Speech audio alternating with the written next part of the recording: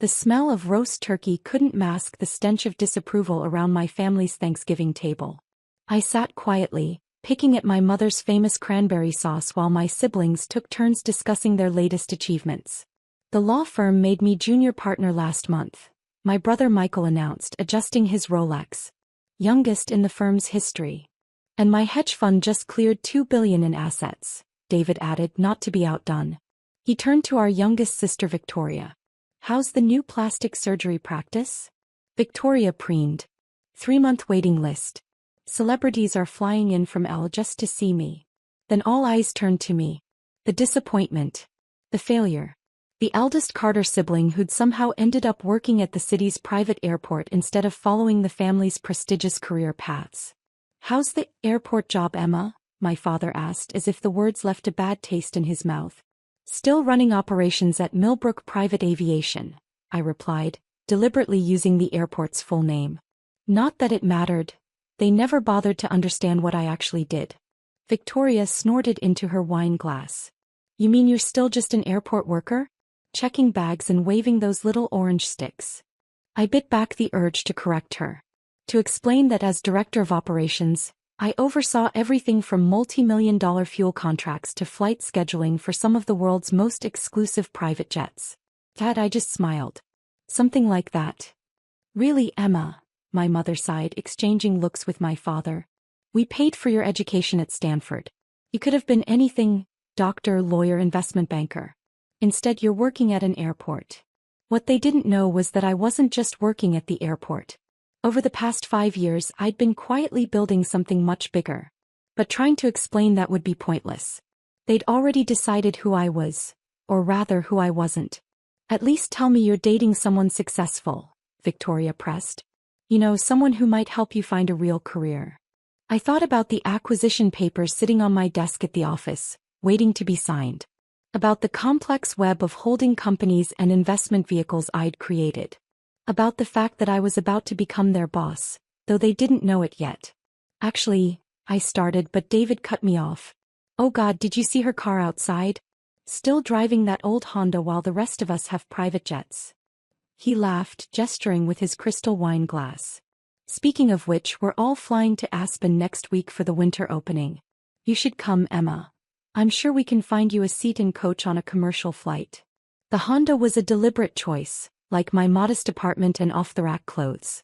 It's amazing what you can accomplish when people underestimate you. When they're too busy showing off their own success to notice yours. Thank you, but I'll be busy next week, I said quietly. We have some major changes coming at work. Changes? My father raised an eyebrow.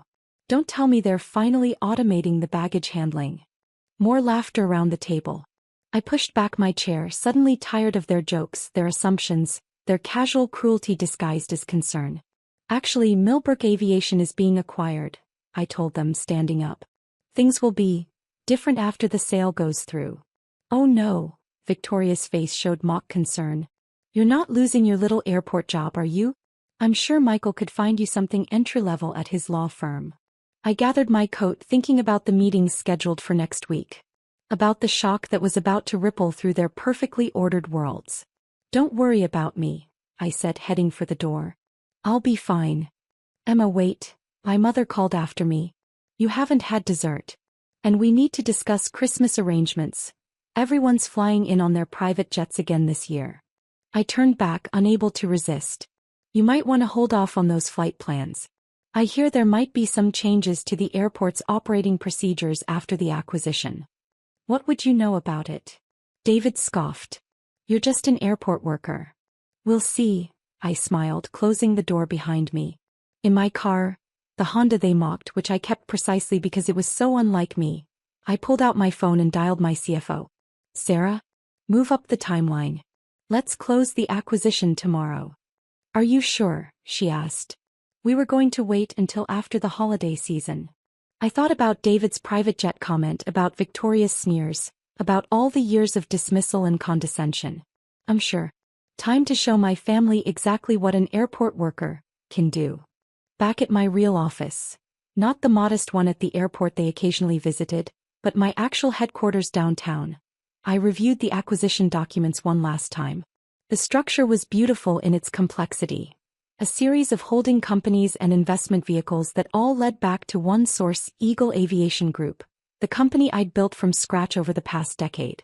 What my family didn't know, what none of them had bothered to find out, was that I hadn't just been working at the airport. I'd been studying it, understanding its potential, and quietly buying up strategic assets across the private aviation sector. Millbrook Aviation was just the latest piece in my empire, but it was the most personal. Not only because it was where I'd started, but because it was where my family's precious private jets were based. My assistant knocked softly. "Miss Carter? The board members are assembled for the emergency meeting." I gathered my papers, straightening my jacket, Armani, though my family had never seen me wear it. "Tell them I'll be right there." The boardroom fell silent as I walked in. These men had known me for years, first as the quiet operations director, then as the mysterious force behind Eagle Aviation Group.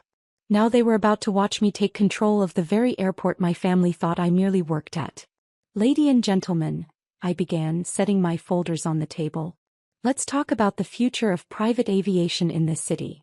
As I outlined my plans for the airport, plans that would revolutionize private aviation while giving me complete control over who could and couldn't use the facilities, I thought about next week's planned flights to Aspen. My family had no idea that their comfortable world of private jets and privileged access was about to change dramatically. That their airport worker sister was about to become the one person they couldn't afford to dismiss.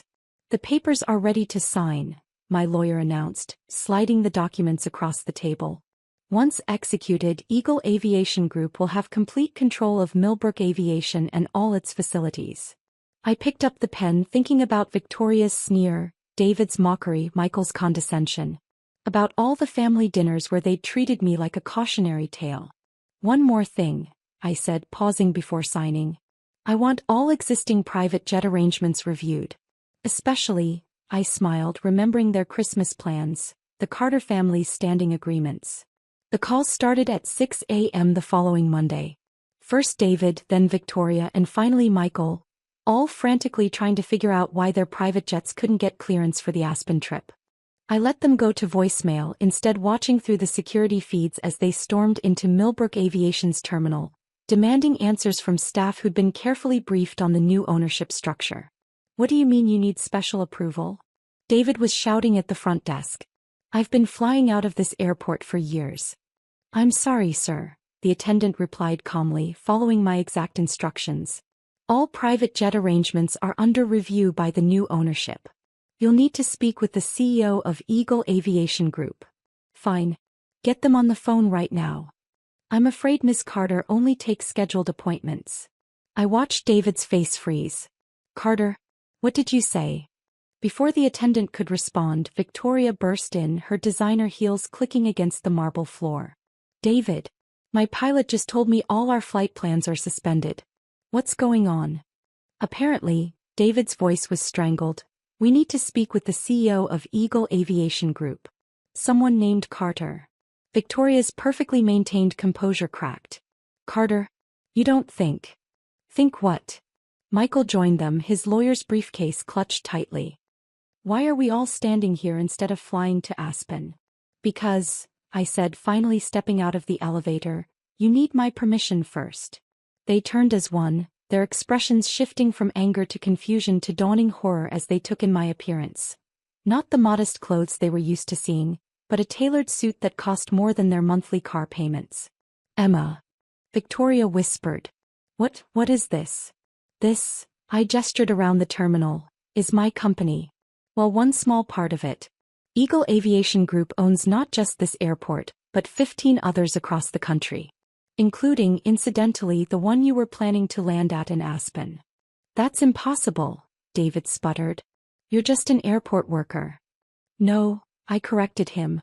"I was the director of operations who spent 5 years learning every aspect of this business while building my own aviation empire. And now I'm your boss." Michael, always the quickest to adapt, stepped forward. "Emma, be reasonable. We can talk about this. Like you talked about me at Thanksgiving? Making jokes about orange sticks and baggage handling." I pulled out my phone, checking the time. "I have a board meeting in 10 minutes. If you want to discuss your flying privileges, you'll need to make an appointment." Through proper channels, of course. But Aspen. Victoria's voice cracked. Everyone's expecting us. We have arrangements. You should have thought about that before spending years mocking the person who now controls your ability to fly private. I turned to leave, then paused. Oh, and David? About that comment regarding finding me a seat in coach?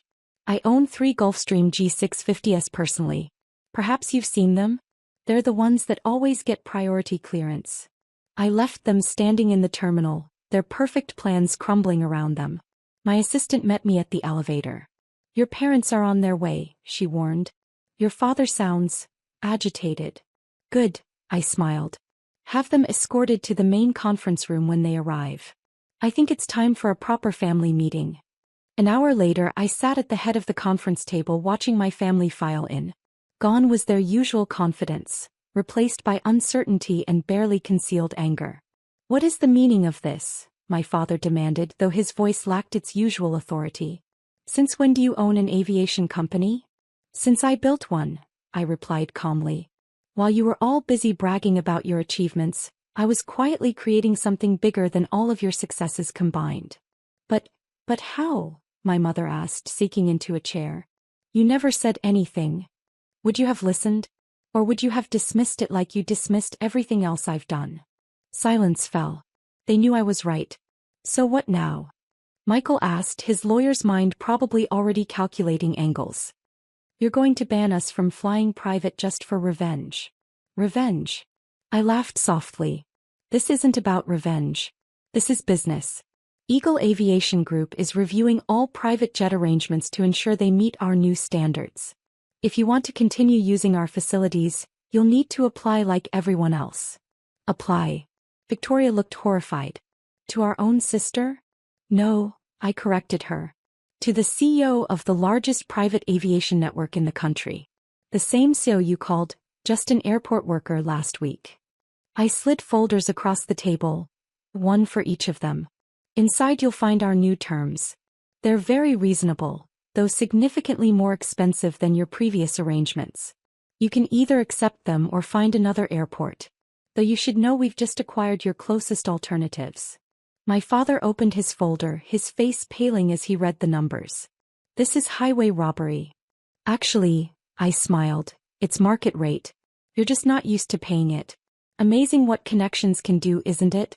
Like those special discounts you all enjoyed because you thought you were doing your little sister a favor by using her airport. Emma, please, my mother tried. We're family. Are we? Was I family when you mocked my career? When you dismissed my achievements? When you treated me like an embarrassment because I chose a different path? We didn't know. David started. Exactly. You didn't know because you never bothered to find out. You were too busy showing off your jets and your watches and your surgical practices to notice that your airport worker sister was building an empire. I stood up, smoothing my skirt. You have 24 hours to accept the new terms. After that, your flying privileges will be permanently revoked. Not just here but at all Eagle Aviation facilities. You can't do this. Victoria protested. Pie patience. Can fly commercial. Or you can accept my terms. Your choice. As they sat there, stunned by their sudden powerlessness, my assistant knocked quietly. Miss Carter? The Sheik's representatives are here about expanding our Dubai operations. Thank you. I gathered my papers, enjoying the way my siblings' eyes widened at the mention of Dubai. You can see yourselves out. Oh, and one more thing. Those Christmas flight plans you were discussing at Thanksgiving? I've taken the liberty of canceling them. Perhaps you can all drive to grandmother's this year. I hear the highway traffic is terrible. Over the next week I watched them squirm. Victoria's celebrity clients were furious about having to fly commercial. David's hedge fund partners questioned his judgment. Michael's law firm colleagues whispered about the sister who'd outmaneuvered them all. One by one they signed the new agreements. Each signature was a testament to how quickly power can shift, how easily the mighty can fall when they underestimate the wrong person. My parents tried to negotiate, of course. They invited me to dinner, sent expensive gifts, even attempted to guilt me through our grandmother. But I held firm. 3 months later, I hosted a charity gala at the airport's private terminal. My family attended, not as honored guests, but as regular clients who'd paid full price for their flights. I watched them mingle uncomfortably with the actual elite, their former confidence replaced by the knowledge that their status now depended entirely on their sister's goodwill. "Your family seems different," my CFO observed, sipping champagne as we watched Victoria awkwardly explain to her friends why she couldn't arrange priority landing times anymore. "Amazing what a little perspective can do," I replied. "Especially when it comes at 30,000 feet. Later that night, alone in my office overlooking the runways, I found an old family photo. In it, they all stood proudly by their first private jet, while I stood awkwardly to the side in my airport uniform. I kept it as motivation, a reminder of why I worked so hard in secret. Now it just made me smile. Because sometimes success isn't about proving people wrong. Sometimes it's about becoming so powerful that their opinions become irrelevant, especially when they need your permission just to get off the ground.